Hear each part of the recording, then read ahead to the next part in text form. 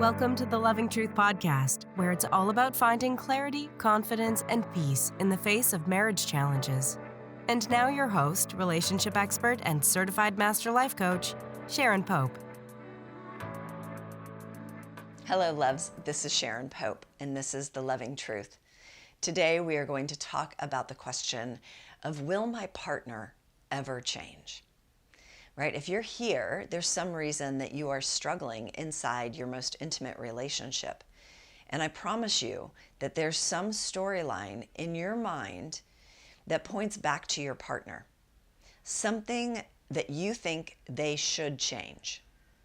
And that might be something that they're doing that you think they shouldn't be doing, or something that they're not doing that you really wish they would do. And that's the story that you're carrying. Now, let's begin with, can people change? Absolutely, people can change. Like, I am living proof that people can change.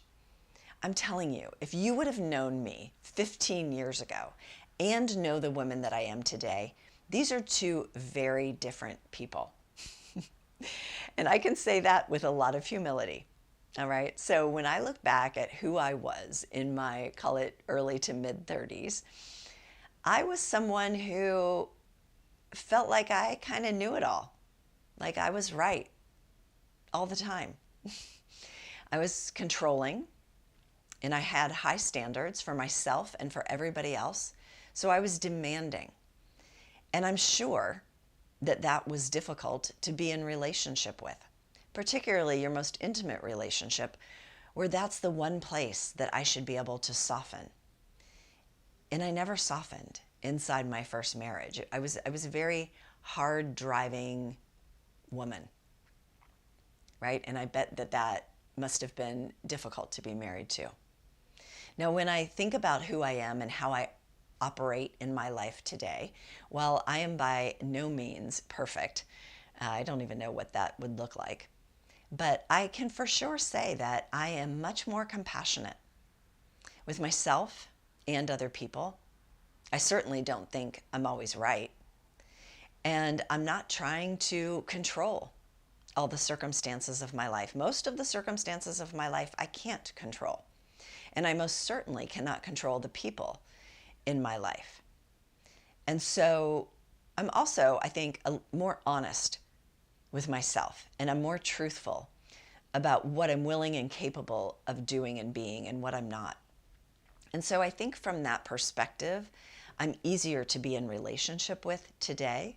And I for sure like who I am today much better than who I was 15 years ago.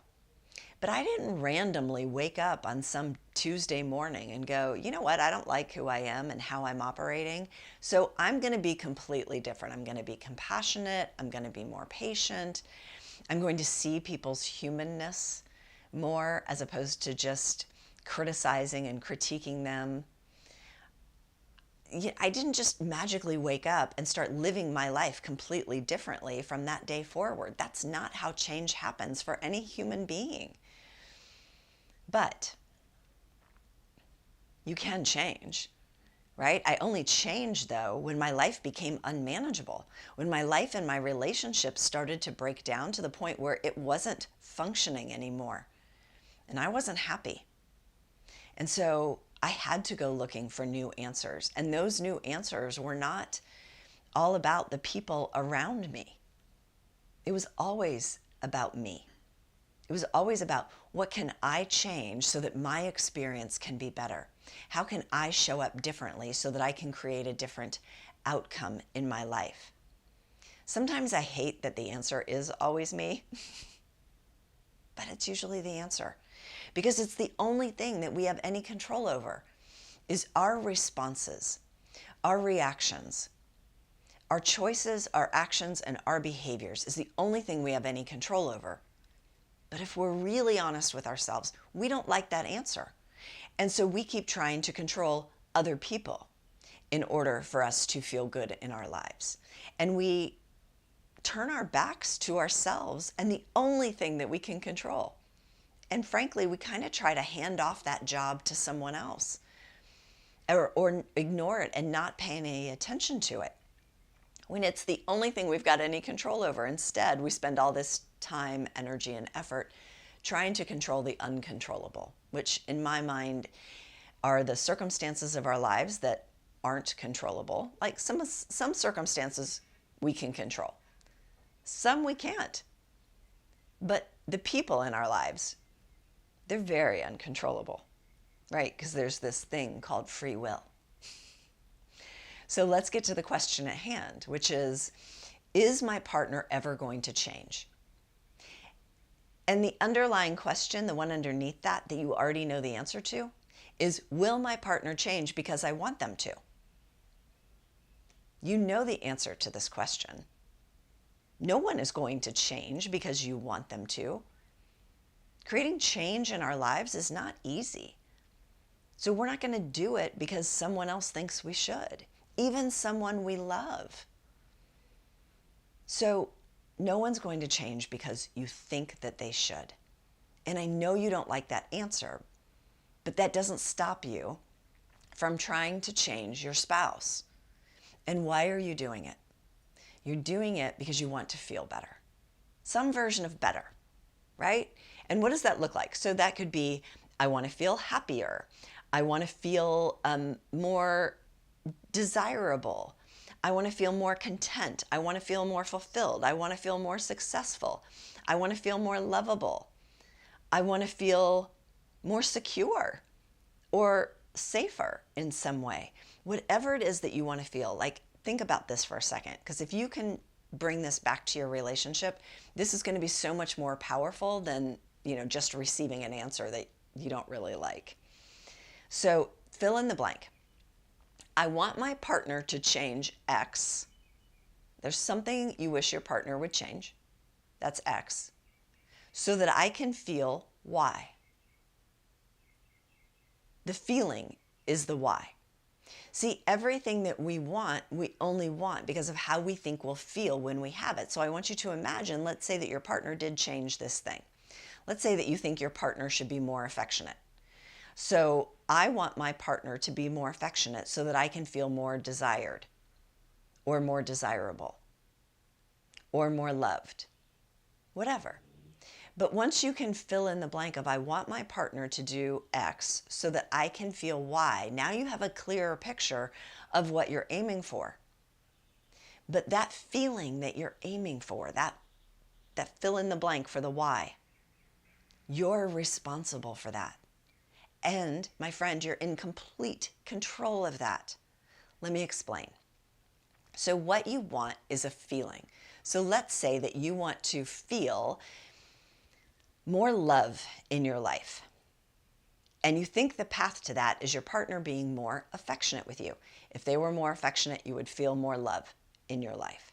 Notice I didn't say loved. Any feeling that we're chasing that ends in an ED usually requires the other person to do something consistently so that you feel the way you want to feel. It's another way of not taking responsibility for your own feelings.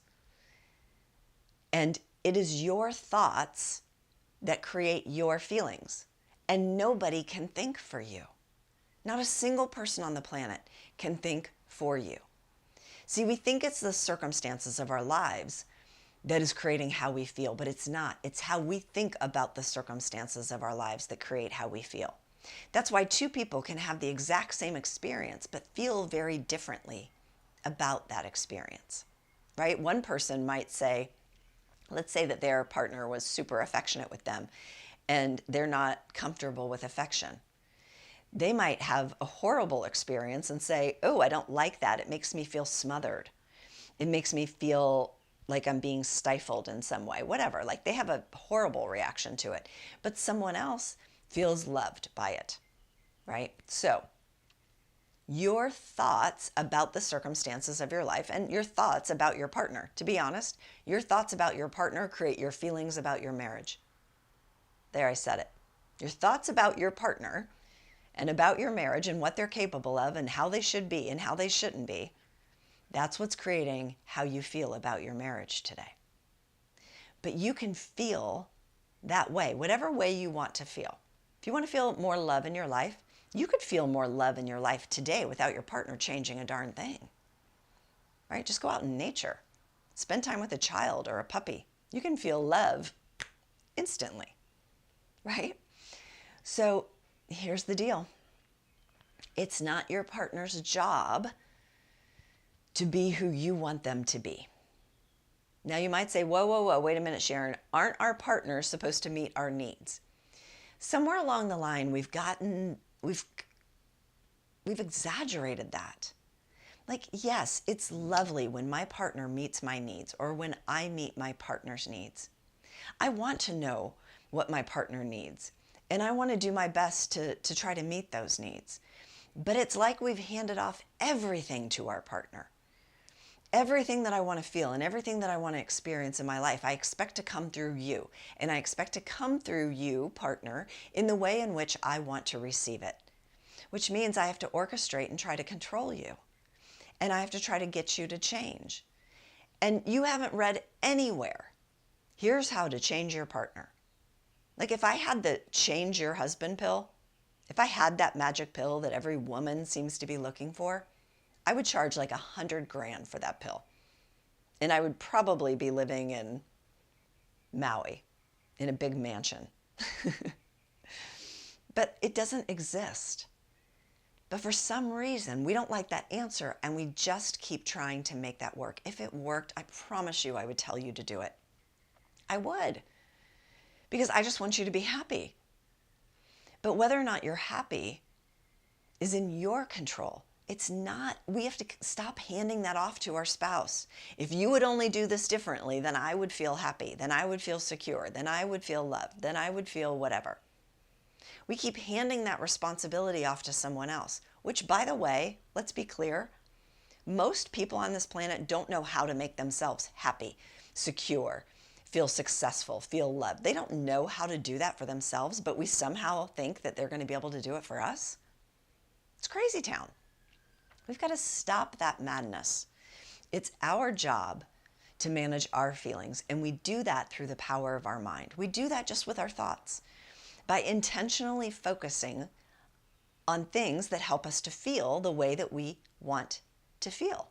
And we got to stop passing it off to someone else.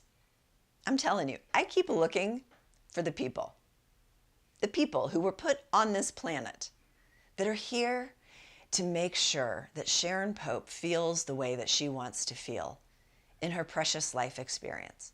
They're going to orient their lives around what I need, when I need it. They're going to anticipate how I want to feel and what I desire before I even know I want it. I keep looking for these people. They're not here. They're just not. And they're not coming. Right? So think about this for a second. We are all human beings on this planet, filled with our trauma and our wounds, and we're just bumping into each other and we're doing the best we can. And sometimes we screw it up. But nobody is here to make sure that my life experience is what it should be. I don't know where we got this idea that there are people that came here for us, that are in this life experience at this time solely for me and for my pleasure and for my benefit. No. Every single person on the planet is here for their life, for their experience, for their benefit. And so who are we to demand that someone else should be different so that we get to feel the way that we want to feel? This idea is not helping us in our relationships, because then we just think, oh, I just need to go out and find the person who's willing to orient their lives around me and what I want and what I need, so that I never have to take responsibility for my feelings. That person doesn't exist. You're just going to move from relationship to relationship, looking for the person that's easy to love, who's going to do the things that you think they should do so that you get to feel the way you want to feel. And some people are easy to love, aren't they? Like, I have a niece and 3 great nieces who God, they're so easy to love. My great nieces are 3, 2, and not quite 1-year-old yet. And the 1-year-old is now saying hi and waving at me. She's starting to walk. The 2-year-old, her sweet little voice, oh my God, she is just pure love. The 3-year-old is just trouble walking, and she makes me laugh and she brings me so much joy. Like, she probably, she's a typical 3-year-old, right? 3-year-olds can be chaotic and they want to do what they want to do. And I bet that's challenging for her mom, but for me, it's nothing but joy, right? So they're all just so easy to love. And we think, gosh, why can't everybody be that easy to love? Our partners are never going to be that for us. And it doesn't matter if it's this partner or some other partner in the future. They're not always going to be easy to love, because anytime you live in that close proximity to another human being for, I don't know, 2, 3, 4, 6 decades, they're not going to be easy to love, right? Even your children who you love dearly, they drive you crazy sometimes, don't they? Because when you're living in that close proximity to another human being, once in a while, you're going to rub each other a little bit. The closer the relationship, that means that you're going to rub on one another a little bit and that nothing's gone wrong. As a matter of fact, I could argue that your partner is probably your greatest teacher, because they're going to bring up all the stuff, all the triggers, all the unhealed wounds, all the neediness, all the ways in which you want to change them and control them. And all it's doing is pointing you back to yourself, pointing you back to your heart, pointing you back to your experience and all the things that you do have control over. We just keep passing it off to someone else and wondering why they're not doing a better job. And that's because it's not their job. It's our job. So can your partner change? Of course they can, when they want to, if they want to. But they're not going to change just because you want them to. And if they try and their heart isn't in it, like they don't really want to change, they're just checking the box so that you won't leave, it won't last. It can't be sustained, because we're all responsible for ourselves. So I want you to get back over here in your lane, that place where you have control, what you have control over, your choices, your actions, your behaviors. That's what you've got control of. But you can't tend to that when you're over here in someone else's business trying to tell them how they should be, because you think it's the only path for you to feel the way you want to feel about your marriage. You can feel any way you want to feel about your marriage, but it depends on what the story is you're telling. It depends upon the thoughts that you repeat in your mind over and over and over again about your partner and about your marriage and what is possible. Get back in your lane. It's where all your power is. All right, until next time, please take really good care. If you're listening to this podcast because you're struggling to decide whether to stay or go in your marriage, and you're serious about finding that answer, it's time to book a Truth and Clarity session with a member of my team. On the call, we'll discuss where you are in your marriage and explore if there's a fit for you and I to work together so you can make and execute the right decision for you and your marriage. Go to clarityformymarriage.com to fill out an application now. That's clarityformymarriage.com.